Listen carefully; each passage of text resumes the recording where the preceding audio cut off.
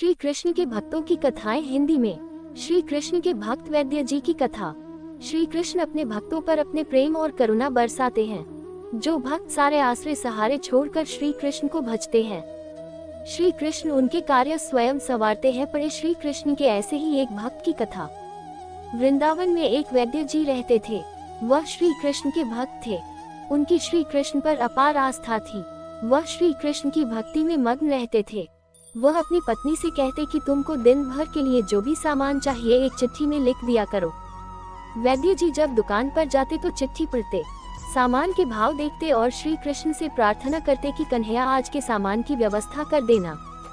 जैसे ही उन्हें जितने धन की आवश्यकता होती उसकी व्यवस्था हो जाती तो वह अन्य मरीजों से पैसे नहीं लेते थे और अपने गांव लौट जाते और ईश्वर भक्ति में मग्न रहते।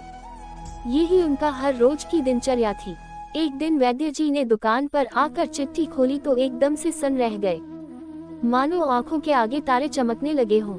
लेकिन अगले ही पल श्री कृष्ण पर विश्वास कर स्वयं को संभाला।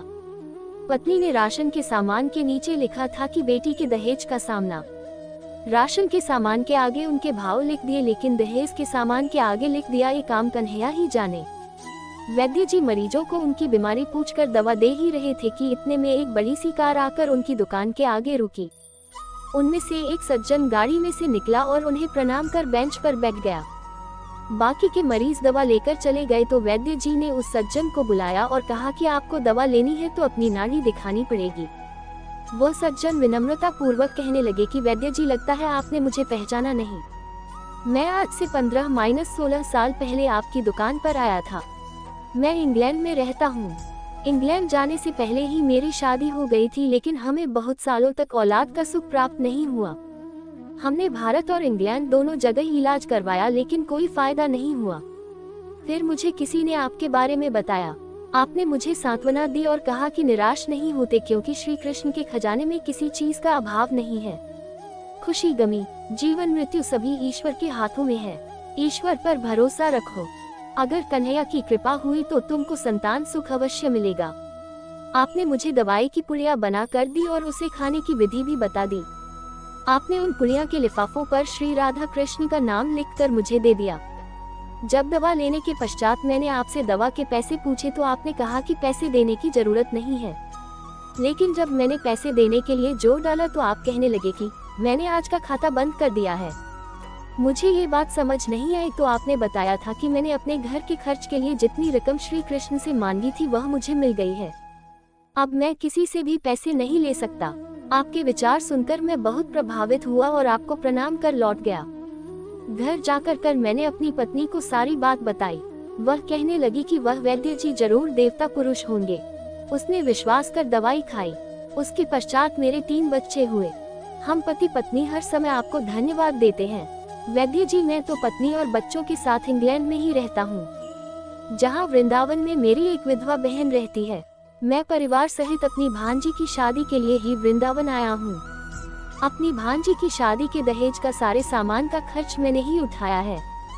दहेज का सारा सामान इकट्ठा हो चुका था, लेकिन अचानक बीमार होने के कारण मेरी भांजी की मृत्यु हो गई। भांजी की मृत्यु के पश्चात मुझे ना जाने क्यों आपकी बिटिया का ख्याल आया, क्योंकि जब मैं आपसे दवा लेने आया था तब मैंने आपकी बिटिया को देखा था। मुझे लगा कि अब तो विवाह योग्य हो गई होगी, इसीलिए मैंने और मेरे परिवार ने निश्चय किया कि आपसे पूछकर दहेज का सारा सामान आपके घर पर भिजवा दिया जाए। मैं शादी के बाकी के खर्चों के लिए नकदी पैसे भी देना चाहता हूँ। आपसे विनती है कि मना मत करना। उनकी बातें सुनकर वैद्य जी विस्मित थे। वैद्य जी पत्नी की लिखी हुई चिट्ठी उनको दिखा दी। वैद्य जी कहने लगे कि जब सुबह मैंने दुकान पर आकर चिट्ठी खोली तो पत्नी ने राशन के सामान के बाद लिखा था बेटी के दहेज का सामान। मैंने उसके आगे लिख दिया था कि यह काम कन्हैया ही जाने। मेरे जीवन में आज तक कभी ऐसा नहीं हुआ कि जो चिट्ठी पर लिखा है वह मुझे मिला ना हो। वैद्य जी बोले कि मुझे आपकी भांजी की मृत्यु का दुख है, लेकिन मैं विस्मित हूँ कि कन्हैया अपने कैसे कैसे रंग दिखाता है। चिट्ठी देखकर वह सज्जन भी विस्मित थे। वैद्य जी कहने लगे कि मुझे अब जो भी मिला है मेरे उस कन्हैया की कृपा से मिला है। ऐसे ही है श्री कृष्ण। तभी तो कहते हैं कि भक्ति ऐसी करो कि कष्ट भक्त पर हो और फिक्र ईश्वर को हो कि इसके कष्ट को दूर कैसे करना है। अगर आपको मेरी ये कहानी अच्छी लगी हो तो प्लीज मेरे चैनल को सब्सक्राइब, लाइक और शेयर कर देना और बेल आइकन को प्रेस कर देना। धन्यवाद।